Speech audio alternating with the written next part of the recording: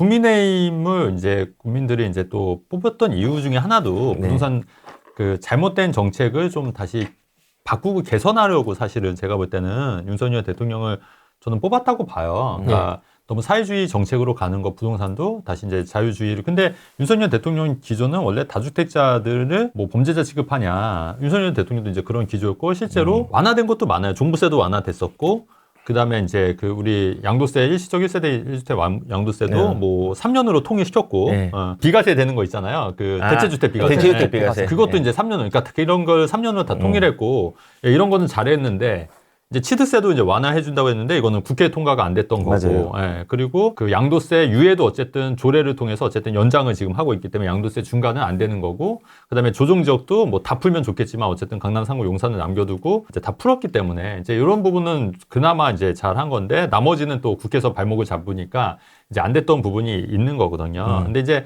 제가 볼 때 집값을 잡으려면 아까도 계속 말씀드렸듯이 이게 집값이 계속 똘똘한 채로 가고 지방이 죽고 서울 수도권 강남이 오르는 이유는 문재인 정권 때 그 정책적으로 잘못 만든 정책들 있잖아요. 뭐 취득세 중과라든가 양도세 중과라든가 또 1주택으로 가는 게 유리하기 때문에 이제 이렇게 갔던 거니까 사실 이것만 없애도 다시 원상태로 될 수 있고 집값 어느 정도 오르는 거는 뭐 어쩔 수 없는 부분도 분명히 있는 거잖아요. 대신에 그거를 이제 막기 위해서는 제가 볼 때는 이런 세제나 이런 거보다는 공급을 많이 늘리는 수밖에 없다. 공급을. 같이 해야죠. 맞아요. 같이. 근데 이게 공급이 당장은 안 되니, 그죠? 당장은 안 되니 좀 오히려 좀 다주택자들이 이거를 좀 팔 수 있게끔 좀 퇴로를 열어주는 것도 어떻겠냐고 얘기를 하는 측면이었던 거잖아요. 맞아요. 근데 이제 이런 부분에서 하는데 어쨌든 그럼에도 불구하고 지금 국민의힘도 좀 그 반성을 많이 해야 되는 게 민주당 쪽은 국민의힘 지지를 아예 안 한 사람들 안 해요. 뭘 하든 안 해, 걔네들은. 그렇잖아요. 그다음에 중도나 이런 생각을 갖고 있는 사람들이 많단 말이에요.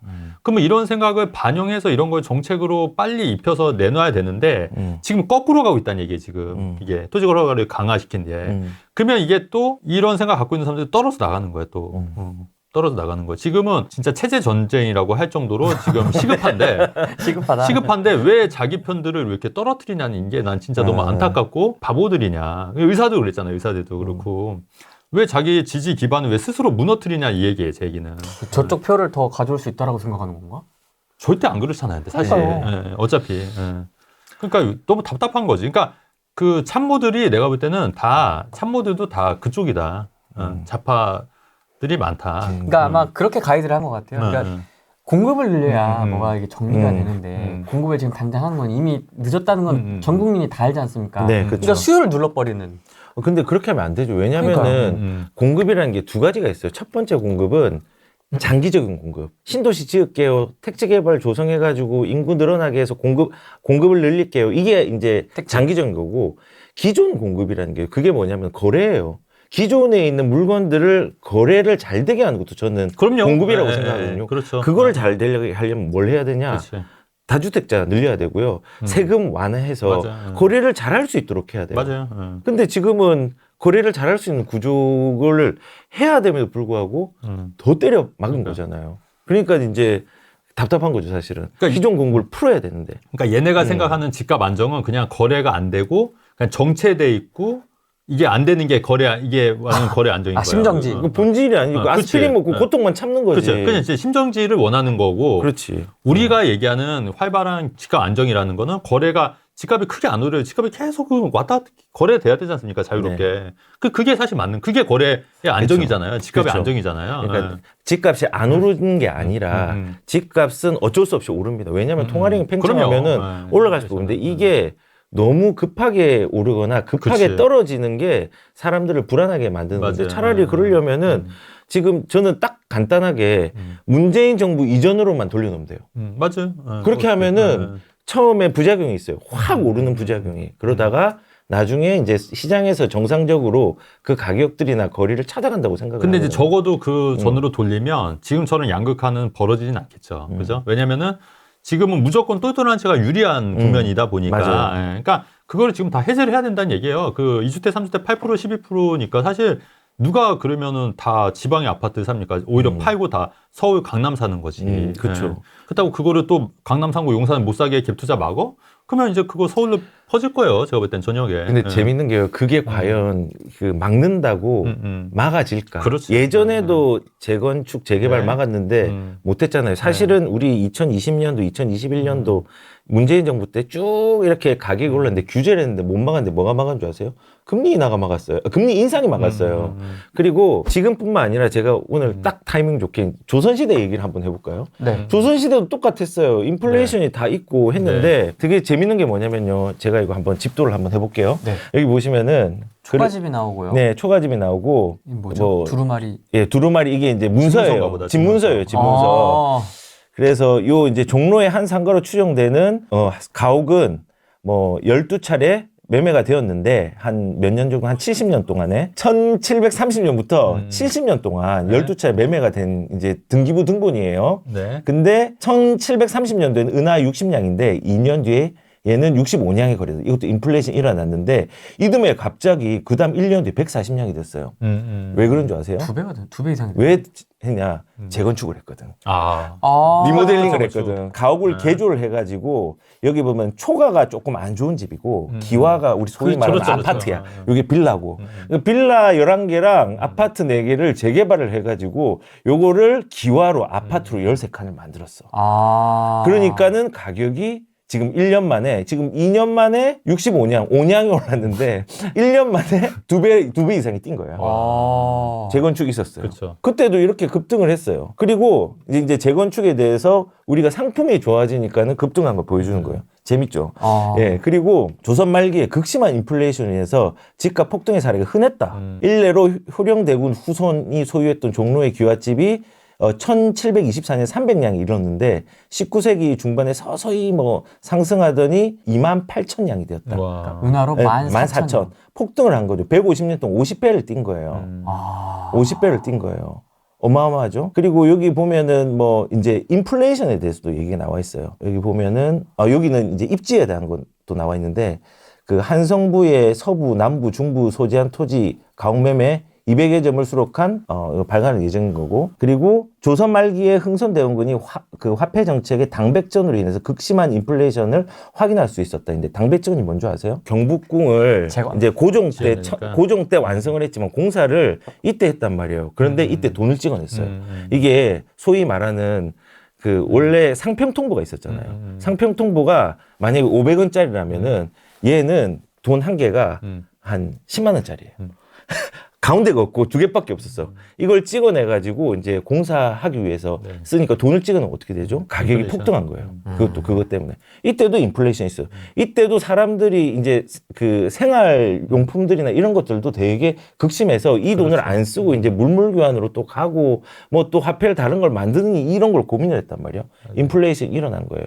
결국은 이때도 재건축이 있었고요.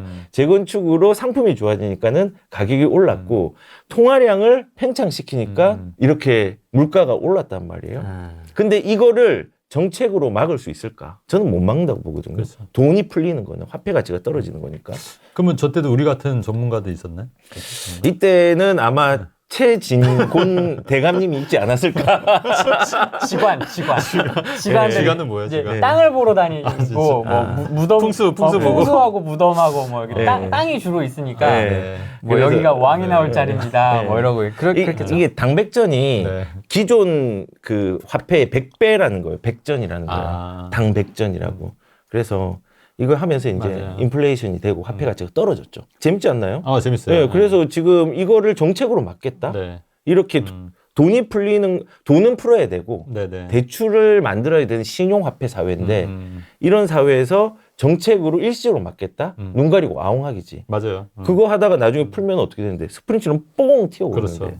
그래서 그때 아마 방송 보신 분들은 아실 건데 지금 망고쌤님 들어와 계시거든요. 망고쌤 안녕하세요. 네. 건넌마을의 최진사 댁의 최진곤 대감. 그리고 통화량은 그 줄어드는 게 아니라 그러니까 이렇게 내려가는 게 아니라 이 수도꼭지를 크게 틀었다가 조금 틀었다가 이러면서 조절하는 거거든요. 계속 늘어나는 거예요. 근데 그런 질문은 할 수 있지 않습니까? 경할못들이 통화량을 안 늘리면 왜 안 되나요? 집값을 잡아야 되는데 그러면 나라가 망해야지.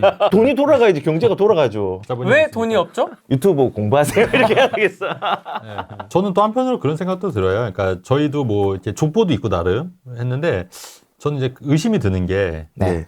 그게 사실은 조선 전기만 해도 거의 한 양반 비율이 거의 10% 내외고 나머지 90%는 노비. 일반 평민이나 노비였지 않습니까? 그래서 저는 우리 집 족보도 그냥 사지 않았을까 그런 합리적인 의심이 들지 않아요? 그런 것도? 저는 네. 의심이 아니라 확신하고 있어요. 확신을 갖고 있어요. 그래서 그러니까 아닐 수도 있는데 그거는 뭐 말을 못 하겠는데 네. 저희 뭐 종족 있어요. 산도 있고 다 조상님들이 다 있는 족보 따지면은 그- 거기 역사 다 나와 있잖아요. 근데 그것도 중간에 샀을 수도 있다. 조선 후기로 되면은 세팅. 세팅. 왜냐면은 이게 그때만 되더라도 이제 돈 주고 이제 양반을 사는 그런 시대였기 때문에 충분히 그럴 수 있다. 근데 그게 사실 무의미하다 사실은.